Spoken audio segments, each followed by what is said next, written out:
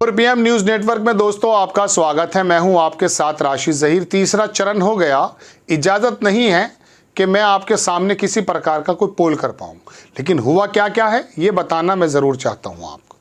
तीसरे चरण के बाद मैंने दूसरे चरण के बाद ही कहा था कि सत्ता पक्ष साम दाम दंड भेद ये तमाम चीज़ों का इस्तेमाल शायद करे, और वो नज़र आया संभल में।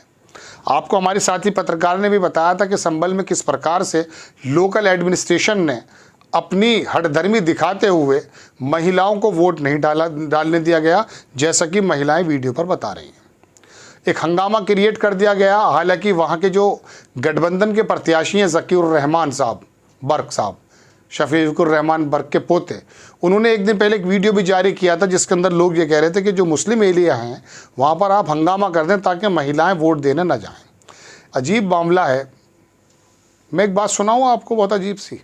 मैं इस खबर से बिल्कुल अलग बात कर रहा हूँ। इस समय आप देखते हैं कभी कभी हड्डी डाल दी जाती है तो बहुत सारे कुत्ते उसे पकड़ते हैं, लगता है ना। जो ताकतवर कुत्ता होता है, कटखाना होता है, कभी कभी वो छीन लेता है लोगों से।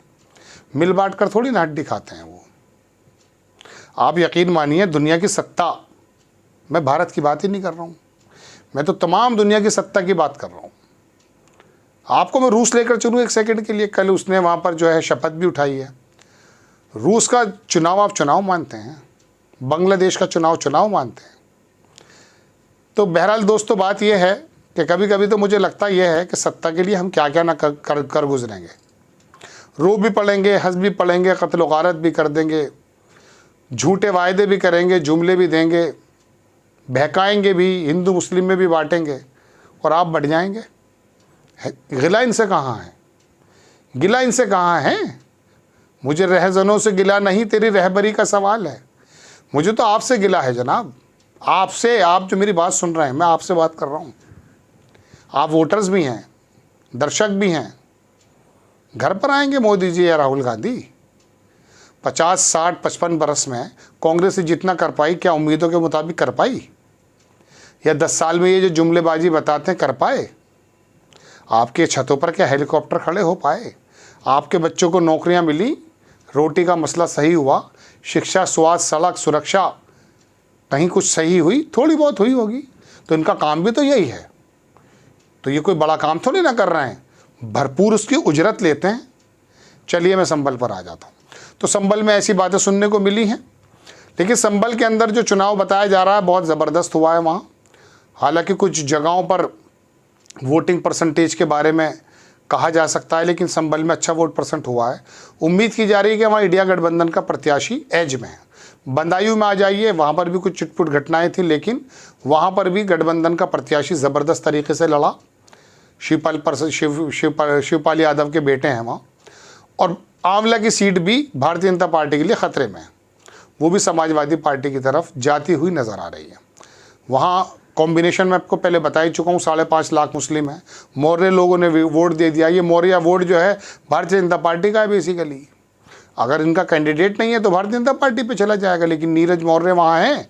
और वहाँ जो बसपा के कैंडिडेट हैं उनको मुस्लिमों ने वोट नहीं दी, लेकिन बसपा के कुछ कैंडिडेट वोटर्स के बारे में संभल से खबर ये आ रही है कि शायद वो भाजपा में पड़े। लेकिन लगता नहीं संविधान के बारे में जिस तरह की बात बन रही है, बहुजन समाज का वोट जो है वो बीजेपी या गठबंधन के अलावा कहीं और जाएगा। हाँ, अब मैं आप बताता हूँ आपको बरेली में फाइट बहुत टाइट बता रहे हैं, वही पालित। तो इन 4 सीटों में संभल, बदायूं, आंवला और बरेली, इसमें 3 सीटों पे एज है भारतीय जनता पार्टी के खिलाफ है, और ये एज है गठबंधन को। हालांकि वो भी इलेक्शन बहुत ज़बरदस्त है। इधर आ जाइए मैनपुरी में, दुनिया भर की बात अखिलेश यादव ने आपसे कही है। फिरोज़ाबाद और मैनपुरी ये तो गढ़ माने जाते हैं। वहाँ पर डिम्पल और बाकायदा जो फिरोज़ाबाद से लड़ रहे हैं गोपाल यादव के लड़के, इन्हीं के परिवार की सीटें हैं ये। इनको यादव और मुस्लिम लैंड कहा भी जाता है। तो 2 सीटें आप ये मान लीजिए, और 3 मैंने वो बताई हैं, 5 सीटें तो ये हो जाती हैं। पिछली बार 2 ही जो है जीते हैं। 8 सीटें 10 में से भारतीय जनता पार्टी जीत गई थी। अलबत्ता हाथरस और आगरा के बारे में बताया जाता कि वहाँ एज है भारतीय जनता पार्टी को बहुत बड़ा, लगभग वो जीत रहे हैं। लेकिन फतेहपुर सीकरी के अंदर फाइटिंग बड़ी ज़बरदस्त है। मैंने आपको पहले भी बताया था 3.5 लाख वहाँ ठाकुर जो नाराज़ हैं। वहाँ के लोकल विधायक ने भी जो है वहाँ पर आपको मैं बता चुका हूँ कि बिगुल फूंक दिया था भारतीय जनता पार्टी के खिलाफ। तो ये एक 10 सीटों का वो है, लेकिन मैं आपको बताने ये हाजिर हुआ कि ये पिछले दिनों, पिछले 2019 में अगर इन 95-93 सीटों का आप मुआवजा करेंगे तो 72 सीटें तो भारतीय जनता पार्टी को और 8 जो हैं उनके गठबंधन के साथियों को मिली थी। मैं पहले आपको बता चुका हूँ। इस 72 में से आप यकीन जानिएगा कि अगर उत्तर प्रदेश माने, कर्नाटक माने, बिहार माने और महाराष्ट्र माने, लगभग 20 सीटों का नुकसान कम से कम भारतीय जनता पार्टी को होने जा रहा है। और अगर ऐसा हो रहा है तो 272 के नीचे आ चुका है इस समय एनडीए गठबंधन। अब वो बात अलग है आने वाले चरणों में क्या हालात होते हैं, क्योंकि यूपी में संभावनाएं हैं, अभी बिहार में भी कुछ सीटों पे चुनाव है, बंगाल में है, ये थोड़ा थोड़ा कम चरण में कर रहे हैं।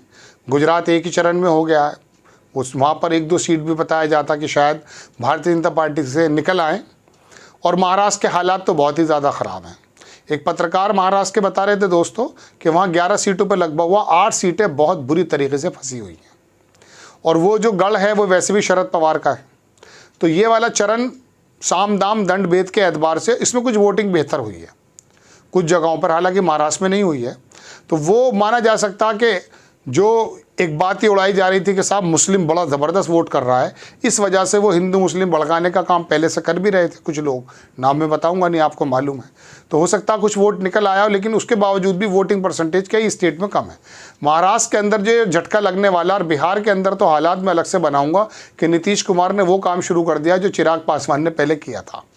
खैर, तो अब जो इन 10 सीटों पर यहाँ उत्तर प्रदेश की और बाकी 93 सीटों पर गुजरात को अगर छोड़ दिया जाए, मध्य प्रदेश में भी बेहतर हालात हैं भारतीय जनता पार्टी के। बाकी तमाम जगहों पर जो चुनाव हुआ है वो वहाँ भारतीय जनता पार्टी को नुकसानात की खबरें हैं। ऐसे अगर हो जाता है तो दोस्तों मैं आपको बता दूं कि ये 272 का आंकड़ा मुश्किल से पार कर पाएंगे।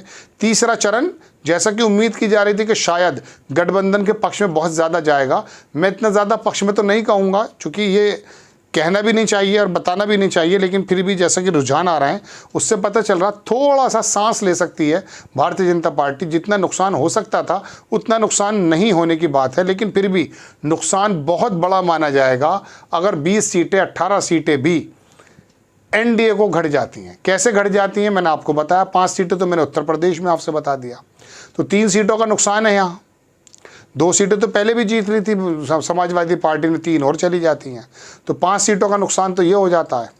3 का यहाँ हो जाता है। कर्नाटक के अंदर हालात इतने ख़राब हैं कि 14 की 14 सीटों पे जो चुनाव हुआ है, मुझे अलग से एपिसोड एक सीट पे बताना चाहिए।